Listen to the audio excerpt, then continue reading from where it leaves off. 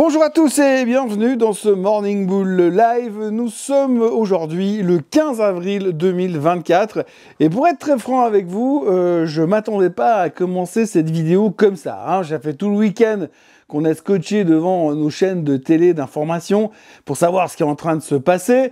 On s'est franchement dit, à partir de la baisse de vendredi soir aux États-Unis, que ça allait nous péter la figure et que ça allait dégénérer tout le week-end et que ce matin, le pétrole serait à 150 $ et que finalement les marchés étaient en décalage de 3% ce matin à l'ouverture. Que nenni, rien à foutre. En fait, encore une fois, on a réussi à inverser la tendance. Alors oui, effectivement, les choses se sont calmées pour l'instant. Je vais pas vous faire la mode CNN pour expliquer ce qui est en train de se passer. Vous avez tous vu, lu et entendu ce qui est en train de se passer là-bas. Les Iraniens ont balancé des drones, ils se sont fait descendre la plupart de leurs drones. Et résultat, finalement, ils ont annoncé qu'ils n'allaient pas continuer. Donc tout a l'air de se calmer et de s'arrêter pour le mieux, dans le meilleur des mondes. Reste plus qu'à que Israël ne réplique pas encore une fois pour se venger de l'attaque de drones, ce qui voudrait dire que si ça part dans cette direction, ça part en partie de tennis et on ne s'arrêtera plus jamais. Et ça, c'était la grosse crainte de ce week-end. Crainte qui, pour l'instant, semble plutôt s'être en allée. Ce qui veut dire que pour l'instant, on recommence un lundi. Et encore une fois, ce lundi qui commence, cette semaine qui commence, si on m'avait dit vendredi soir que ça serait comme ça ce matin, bah franchement, j'aurais pas parié 10 balles là-dessus.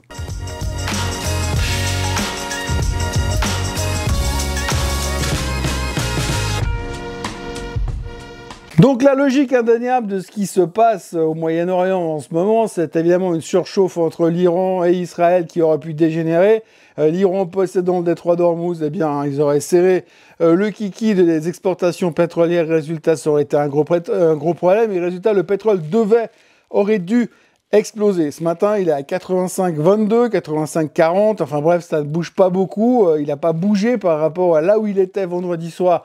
Quand on a commencé à avoir un début de ce que vous pourrez appeler un sell-off sur les marchés américains, effectivement, les graphiques n'étaient pas très beaux vendredi soir. On s'est arrêté juste où il fallait, mais on sentait quand même que personne n'avait une grosse envie de rester engagé sur les marchés durant le week-end, sachant ce qui pourrait éventuellement peut-être se passer, puisque ce qui est assez phénoménal dans ces derniers conflits que l'on voit actuellement, c'est qu'à chaque fois, on sait plus ou moins à quel moment ça va démarrer. Si vous avez suivi un peu l'histoire des drones entre l'Iran et l'Israël, vous verrez que l'Iran a quasiment annoncé quand ils allaient faire décoller leurs drones, quoi. Donc c'est devenu quelque chose d'assez mythique quand même, c'est qu'on tient au courant en direct ce qui est en train de se passer. Et si vous avez le pay-per-view, vous pouvez avoir accès aux caméras à l'intérieur des drones. Non, ça je déconne, mais ça c'est pour le prochain conflit. En tous les cas, pour l'instant, on était vraiment surpris de comment ça s'était passé. Et néanmoins, tout le monde était au courant, tout le monde était informé. Donc résultat, vendredi soir, les Américains, ils ont liquidé les positions, ils se sont dit, moi je me casse en week-end, je vais pouvoir regarder le basket et le baseball sans me prendre la tête et on verra lundi matin comment ça se passe. Nous sommes donc lundi matin, comment ça se passe ?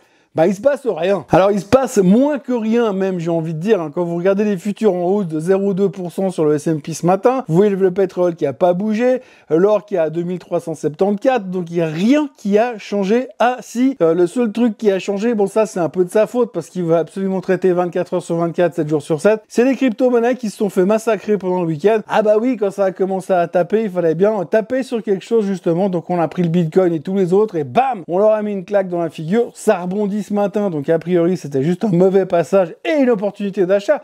L'opportunité d'achat d'une vie, bien évidemment.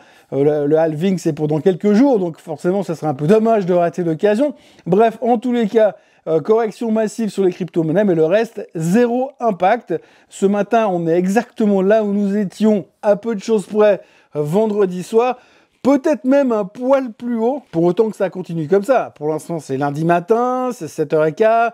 Évidemment qu'il y a plein de choses qui peuvent se passer d'ici là. Bien sûr que pour l'instant, on ne sait toujours pas si les Israéliens vont répliquer à cette attaque. Donc ça, c'est le gros suspense. Pour l'instant, on sait que Biden, enfin les États-Unis, sont en train de tout faire pour essayer de calmer le jeu, pour pas que ça dégénère en guerre totale dans la région. Pour l'instant, quand on voit ce qui se passe sur les marchés, pour autant que ça ait une quelconque valeur sur l'avenir géopolitique de la planète, les marchés ont l'air d'être plutôt confiants sur le fait qu'il va rien se passer et que l'affaire est close pour l'instant. Alors, On dit toujours dans la finance qu'il faut acheter au son du canon et vendre au son du clairon. On n'a même pas eu le temps d'acheter au son du canon qu'il faut déjà vendre au son du clairon. Alors le son du clairon, pour l'instant, on peut pas dire qu'ils ont signé un accord de paix. Hein. Ce serait un peu vite en besogne. Et d'ailleurs, ils signeront jamais d'accord de paix, ce sera plutôt un accord de non-agression tacite. Mais en tous les cas, pour l'instant, eh bien, on a un peu le sentiment que les marchés se sont tout d'un coup dirigés sur un autre centre d'intérêt depuis vendredi soir. Et on pensait qu'on allait pouvoir continuer un peu sur cette thématique en ce lundi matin. Maintenant que les gros chiffres macro sont derrière nous, on s'est dit, mais de quoi on va parler cette semaine? Mis à part les chiffres trimestriels, bien sûr, qui sont encore seulement au décollage de l'histoire, on espérait quand même pouvoir continuer un peu sur cette théorie de acheter au son du canon et vendre au son du clairon. C'est toujours le truc qui marche très bien, puis finalement, on a l'impression qu'on arrive ce matin, puis c'est déjà fini, il faut passer à autre chose. Alors passons à autre chose. Revenons à la finance, le monde merveilleux de la finance, et puisqu'on va entamer directement cette semaine avec les chiffres du trimestre, et puis alors beaucoup aussi d'informations qu'il va falloir digérer, puisqu'il y a une avalanche de membres de la Fed qui seront sortis. Powell parlera demain déjà, donc ça nous donnera du grain à moudre. Mais en plus de Powell, ils sont 13 banquiers centraux à parler entre aujourd'hui et vendredi. Donc autant vous dire qu'on aura le temps d'analyser qu'au milieu de tout ça, il y en a bien qui va dire une connerie du style non, mais on baissera pas les taux avant fin 2025. Résultat, on pourra revenir sur le sujet de la macro, des baisses des taux, pas baisse des taux, etc., etc. On connaît le sujet par cœur de toute manière. Mais à côté de ça, on va aussi surveiller les chiffres trimestriels. Alors, chiffres trimestriels, vous les voyez qui s'affichent pour ceux de cette semaine devant vos yeux. Goldman Sachs qui va ouvrir les feux pour cette semaine avant l'ouverture. On aura également des noms à surveiller comme ASML, des noms à surveiller comme Netflix, bien évidemment, Bank of America qui publiera également demain.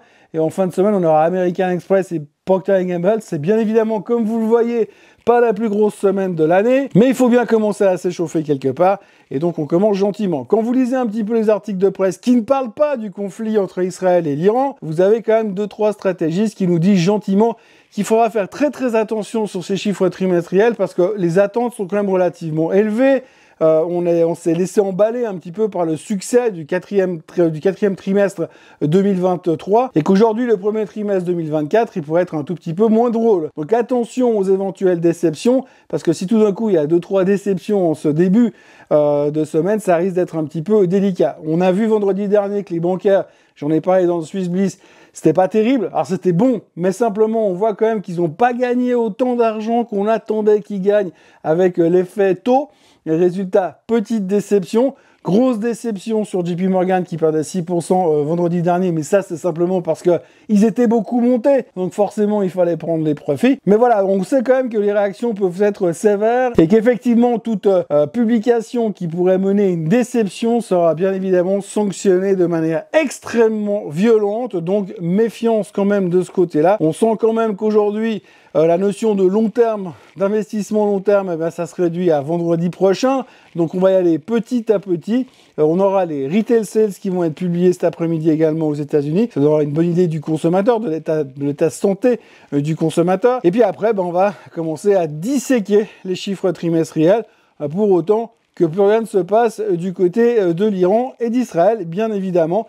En tous les cas, je ne vous cache pas, et c'est le maître mot de cette vidéo ce matin, je suis complètement scotché de voir qu'après ce qui s'est passé, le pétrole soit exactement au même niveau qu'avant. La confiance que l'on a est toujours assez impressionnante. On voit bien que les marchés ne veulent pas baisser. Alors on a senti un petit peu la notion de trouille qui nous tombait dessus vendredi dernier.